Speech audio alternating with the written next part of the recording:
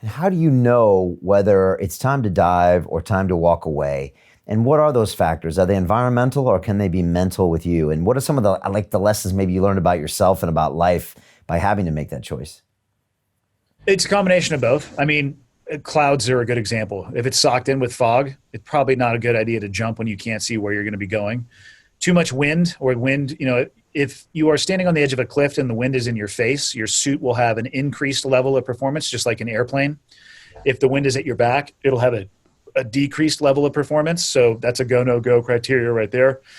And then from a mental perspective, if you're so scared that you can't mentally think through the process that you're about to execute, perhaps don't do it. And also, if you're up there and you're not scared, that to me would be an even greater warning sign. So it's a balance of those things.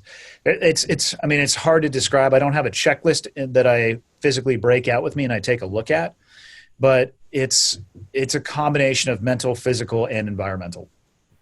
Did you learn any of these mental lessons from fellow base jumpers?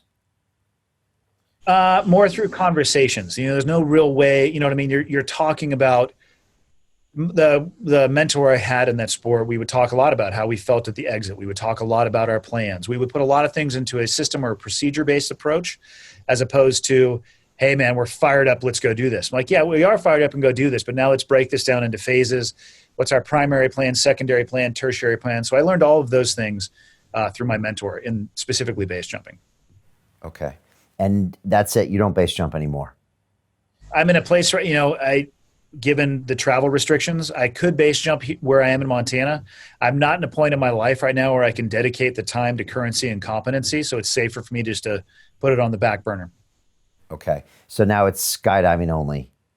Yes, but also Montana is not great for drop zones. So right now the jumping has drastically decreased since we have lived here, but that's okay because my jiu-jitsu has rapidly increased and, I'm sitting in the podcast studio. So I'm working on, developing those other things. So it's, as some things ebbs, others flow.